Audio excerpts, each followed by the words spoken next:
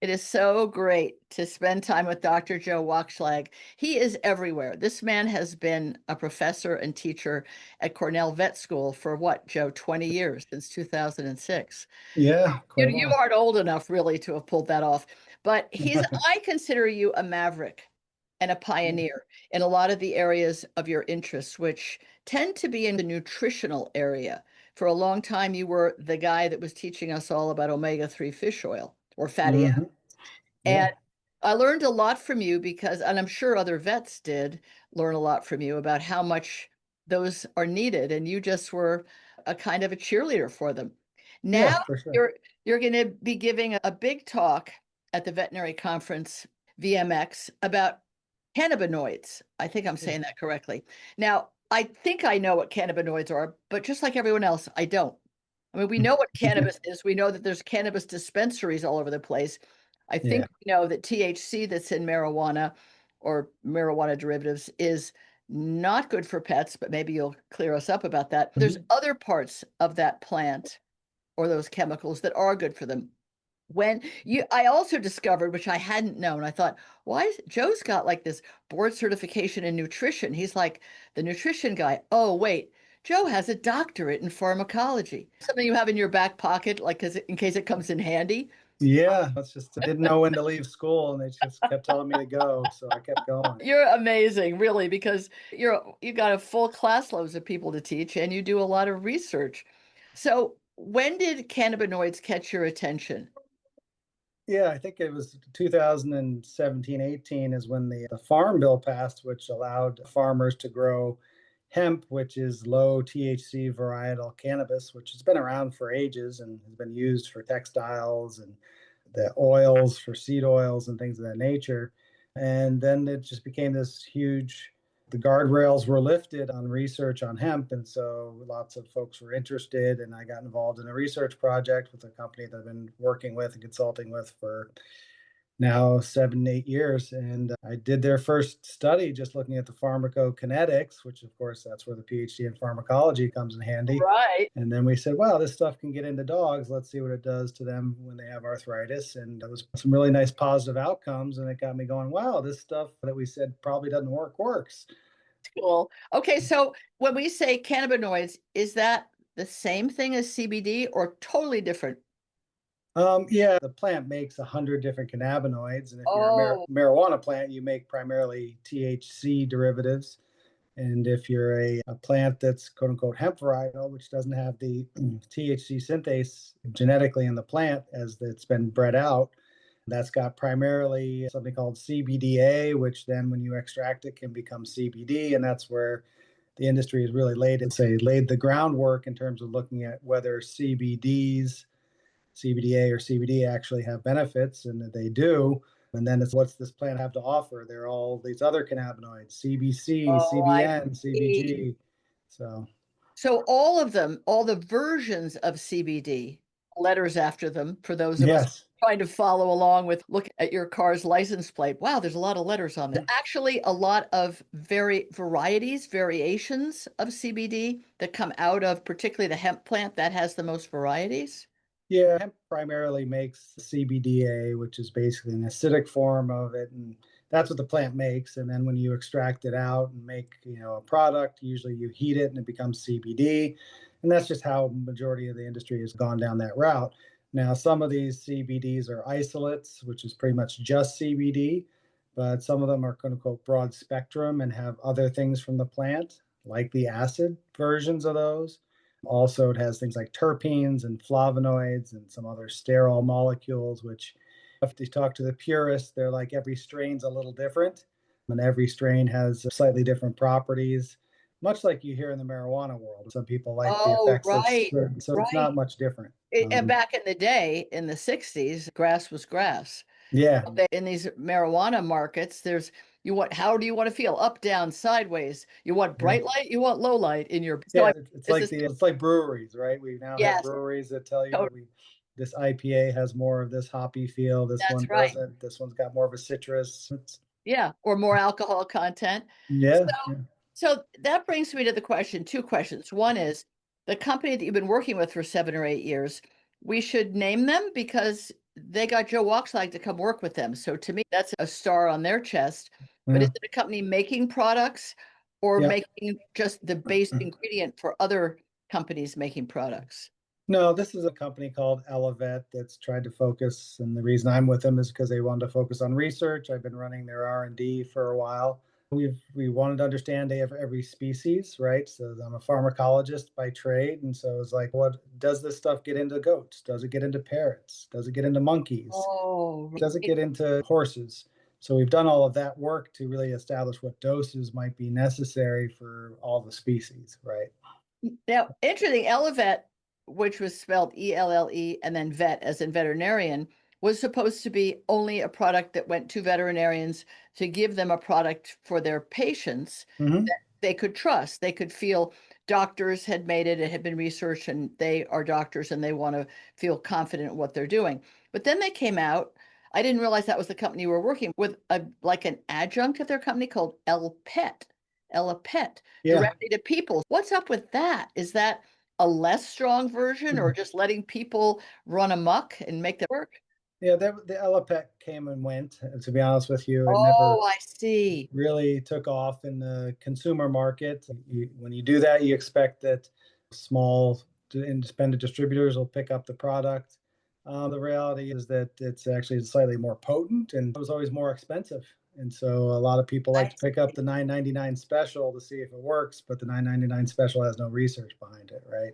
Well, the other problem, I would guess, I would even say for sure without having any doctorate of any kind, much less in pharmacology, that the 9.99 version, and even one 39.99, because the most of the CBD products are really priced, have some CBD in it, maybe less or more, and it wouldn't be the same across every jar of it. Isn't this one of the problems that we know that all supplements are not regulated by the FDA or whomever? Mm-hmm. There is the National Animal Supplement Council, NASC. It's great to have, or essential really, to have that seal on your product. But I am just a little concerned at how many products for consumers are selling CBD soft chews. How do we know what's in there? Yeah, you really don't. That's when, American Association of Vet State Boards has put out hemp guidelines saying that you really need to check your labels and then make sure that there's a certificate of analysis from the company proving that they have what they say they have in there, number one. Number two, just like any botanical, you can have contamination with heavy metals, you can have contamination Right. with mycotoxins, all kinds of things, and you have to make sure it's free of those. So that's due diligence with a veterinarian. And I think that's why folks are comfortable with Ellevet, because we've never had this kind of issue, and we Right. strive to make sure we don't. Now, does that go for every company? Probably not every company. Good companies will go through all these measures to make sure they're selling quote unquote a quality product. But a lot of times they sell you a product and say, feed one of these soft chews. And then you're like, you're not really giving enough CBD to make a difference. And then people say it didn't Yes. help. It doesn't work, they say. Yeah, it Because doesn't really work. and that's what you used to say. I remember this very well about omega-3 fatty acids. People for themselves or their pets would take, call it one capsule, maybe it has 200 milligrams. I don't even know what was in it. And you're like, that'll work for 9 minutes. Have thousands of milligrams throughout the day and night. You have to take multiple because the tissues, the cells are constantly uploading these Right. omega-3s that they're lacking. You told the story so well. Is that a similar story with CBD? Like you Yeah. the right amount and it has to have the right potency? Yeah. You have to have the right amount going in and going in on a regular basis, right? It's a 2 time a day drug minimally, or 2 time a Interesting. day type of a Yes, nutraceutical, right? You can give really high doses once a day, but I still think it's always better to give a couple times, right? You got yes, to eat a few times a day. You might as well just put it yes. in the food.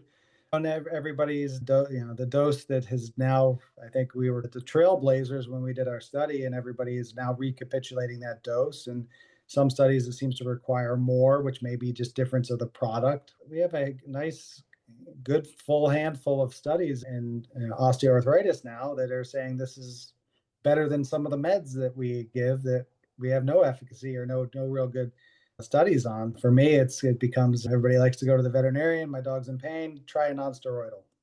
And you got dogs Right. that can't tolerate them, etc. I'm like more of a CBD than nonsteroidal, but I'm an But advocate. So You're an advocate, but also we know that non-steroidals, dog and cat Advil, if you will, mask the pain or deal only with the pain, not the underlying cause. Is it Yeah. true that CBD, like glucosamine chondroitin, MSM, et cetera, does it actually address the inflammation in the joint and lessen it?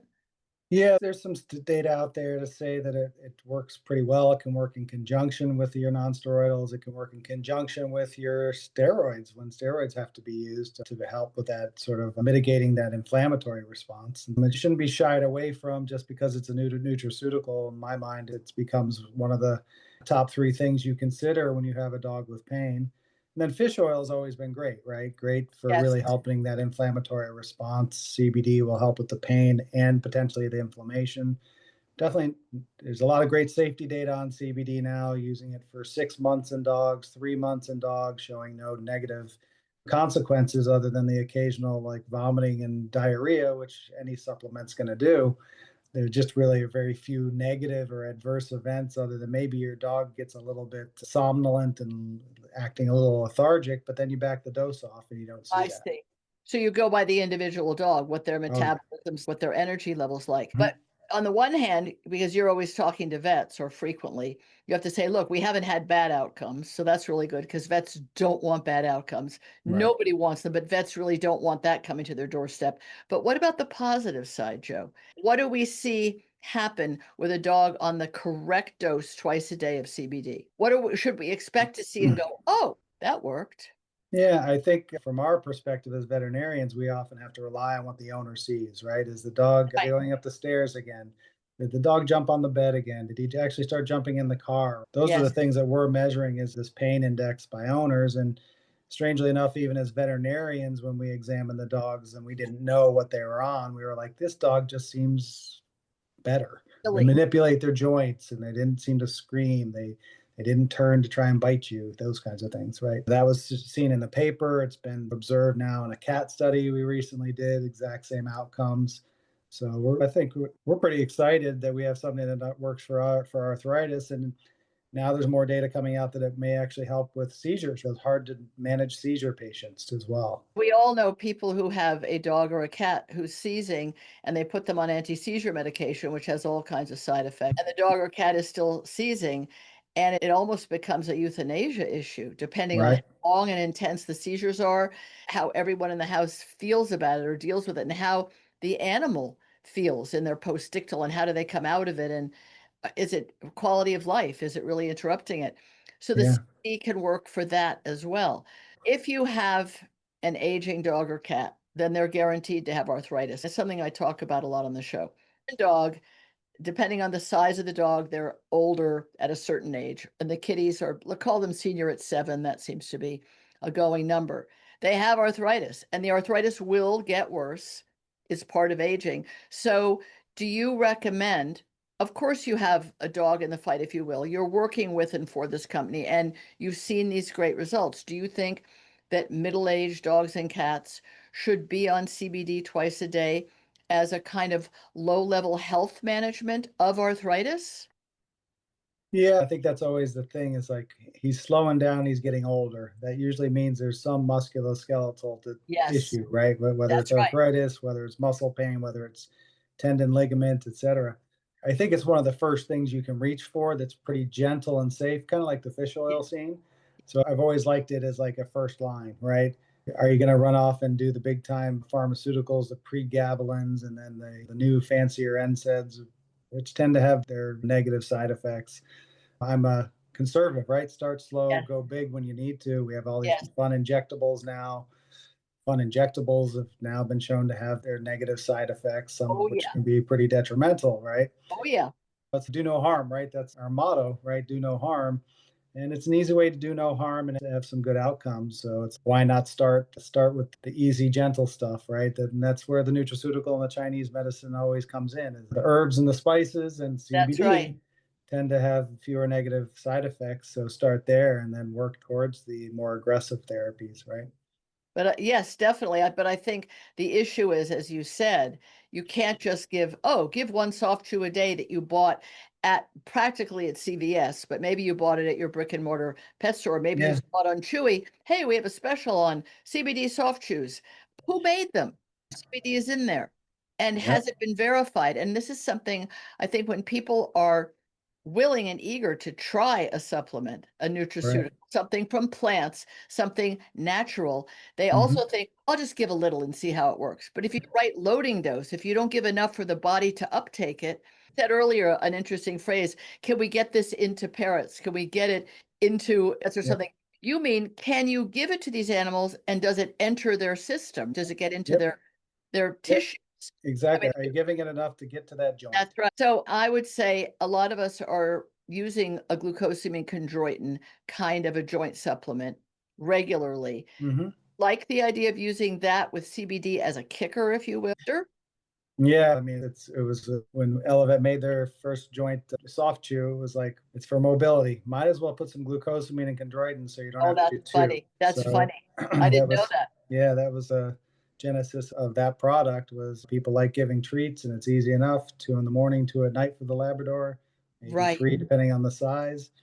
And it was like, why not put in something like that's quote unquote a disease modifying agent potentially? And everybody's on the glucosamine kick. And I think that's really where it comes down to is what are the effective things? CBD for osteoarthritis seems to be one of the effective nutraceuticals, unlike so many others. Right, which costs a lot of money. I see that's the other thing. These products are expensive products to make. So when they're made well at the highest level, which we'll say Elevate because they're the top shelf kind of product, it costs them a lot more and they're X. And the ones who are doing it, I won't say fly by night, but hey, let me call up my product distributor that will put my name on their jar. Hey, I need some CBD chews. I need something on the shelf that's a CBD chew for a dog. Mm-hmm. Oh, you have one for a cat? Yeah. Slap my company's name on that because Yeah. that's one more thing on the shelf. So I go, oh, CBD. I think it undermines people's confidence or positive experience. Because if Yeah. they're just giving one, as if they were giving, I don't know, an aspirin, if you will, that's not how it works. And I No. think that the lack of education, which has always been your sort of hallmark, is tell people how you have to use it and how much you have to use. Otherwise, you're just wasting your time and money. I mean, Yep. that's part of the problem. Right. And that's why we spent a lot of time and energy. And I'm going, I think I have already 15 lined up places to go and talk about cannabinoids and really just to talk to the veterinarians, veterinary technicians, veterinary students, just like this is part of the toolbox, but you have to use that tool correctly. When they hear cannabinoids, do they think cannabis? That's what I thought of. Really? Yeah. You're gonna, or how are we gonna give them this cannabis? Because it's not cannabis. But why do Yeah. you use the word cannabinoid instead of CBD? I use the word cannabinoid because most of the products that are out there worth their merits aren't just CBD. I see. Like Okay. ours is a CBD CBDA blend because we found that CBDA gets into the dog 3 to 5 fold better. Okay. So that's part of the reason we probably use lower doses and see efficacy is because we get the cannabinoids. And there's also these other cannabinoids that are in the whole plant extract, right? We use the whole plant extract. We don't pull out one molecule and make it pure and put it in. We take the whole plant because there's, at least in the seizure world, whole plant seems to be more efficacious than isolate alone. But drug companies make isolates, right? So it's a way to differentiate ourselves, in essence, as a nutraceutical, which is whole plant extract. In the end, it's is this safe? Yes, it's safe. Is this effective? Yes, it's effective. And the reality is that the quality control measures, and as you said, people can make something, put it on their bottle, and take it to the farmer's market and sell it. But does it have the quality control behind it? Is it made at a good manufacturing facility, a GMP facility?